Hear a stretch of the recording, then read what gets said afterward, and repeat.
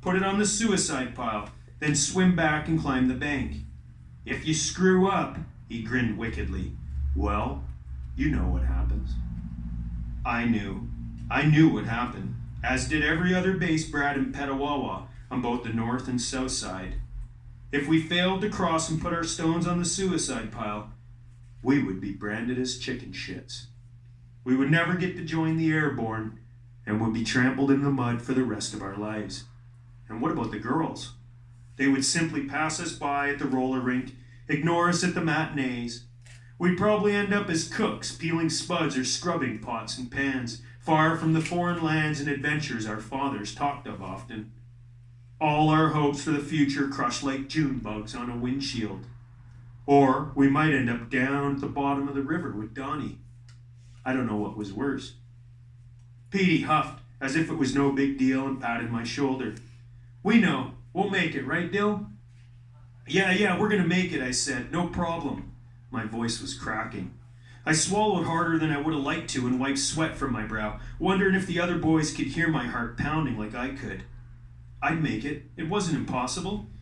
Other boys had. I'd swam farther at different spots along the river, other spots where the current was just as swift and strong. But never this length with such current. Then Petey pulled off his Incredible Hulk shirt and kicked off his shoes. I did the same.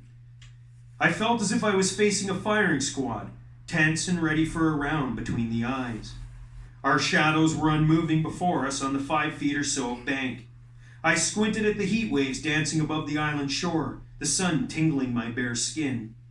The painted turtle boogied into the river and disappeared. I couldn't recall ever seeing a turtle move so quickly. It was as if it sensed what was about to happen and didn't want any part of the action. I wasn't sure how long we stayed like that before Petey said, "Don't stop for nothing, Dill. Hit the water and go." I managed only a grunt. Miles said, "You can do it," and gave us thumbs up. Chet the tyrant had picked up a gnarly stick and was wielding it like a club as if ready to chase us off the edge. "Go, go, go," he screamed, his kidney bean now a dark purple. Petey glanced at me. We both nodded, and then we stepped to the edge of the bank and jumped and hit the dirt and began to slide down. I shut my eyes and mouth as dust enveloped us.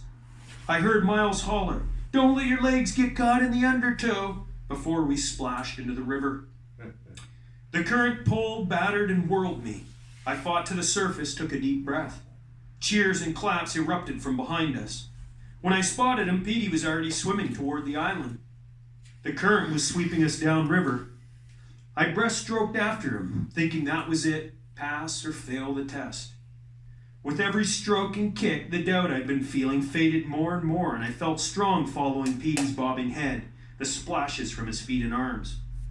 If the soldiers' bloated bodies and the skeletons did exist, if Donnie Chensky and the teenagers in the car wreck were down below, all wanting company, they would have to wait, because I swam faster than I did at the beach races, even faster than the ones at the rec center.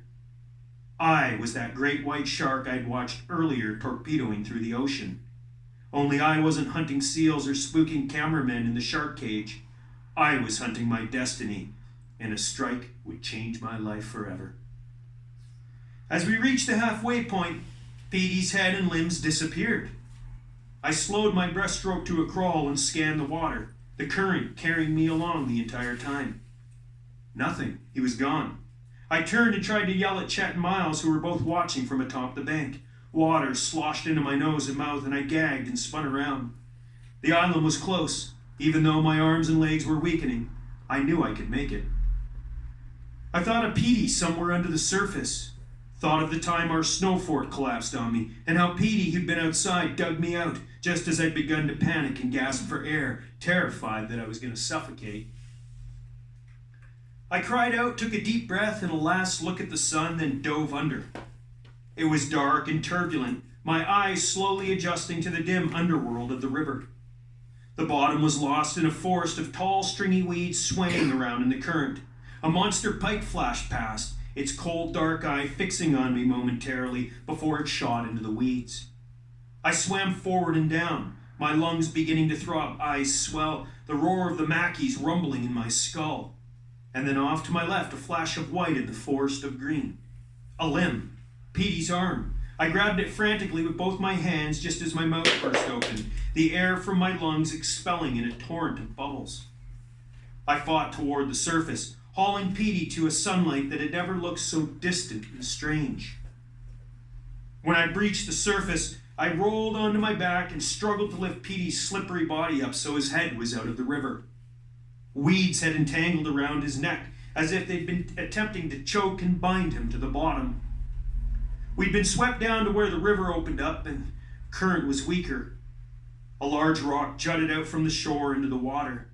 Petey and I had fished off it that spring, eyeing up the challenge we knew would come later that summer. I started a lopsided backstroke like a wounded frog I'd seen once. My arms and legs burned as I headed to the shore. Chet and Miles were shouting, running. When my shoulder struck rock, I reached back with my right arm, struggling to hold Petey in my left, and slowly inch my way onto the rugged surface, which was warm against my body. I sat upright and dragged Petey out of the river by his wrists, his arms stretched out behind him. He was pasty white, his eyes closed, his lips a bluish tinge. The shouting was growing louder now, Chet and Miles running toward us along the narrow trail atop the bank. Petey would die for sure if I didn't do something. I removed the weeds from his neck, tilted his head back and pinched his nose and blew 3 times into his mouth. Then placed one shaky hand over the other and pumped down on the center of his chest. CPR, just as I'd learned it from the lifeguards at the rec center. I repeated the steps again, and while I pumped his chest a 3rd time, water erupted from his mouth and he jerked to life as if he'd been shocked by electricity. I quickly lifted him onto his side and patted his back.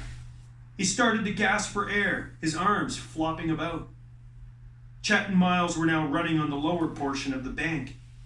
Petey rolled onto his back, his chest heaving as if some bone inside was trying to blow out. Petey, you're all right, I said. Take it easy, man. Petey raised a hand to block the sun. We didn't make it, he said weakly. I looked at the island as the older boys arrived. You guys all right, said Miles. He leaned over us, his hands on his knees, breathing heavily. You two are screw-ups with capital S's, said Chet, his kidney being now black from exertion. We were all breathing heavily. I screwed it up for us, said Petey. He stared at me wide-eyed. I'd never seen him look so weak and upset. Everyone's gonna know you two failed, Chet said. Big-time screw-ups, you two. Miles stood straight up and turned to Chet. No, they didn't. They both made it. What are you talking about? They made it further than you did, said Miles. Chet the tyrant vanished for a brief moment. His face took on a look of fear and uncertainty. He glanced at us and then back at Miles. The two stared at each other.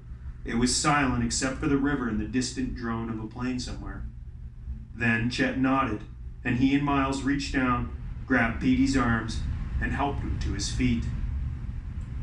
Petey wrapped his arms around his body, shivering, and looked at the island.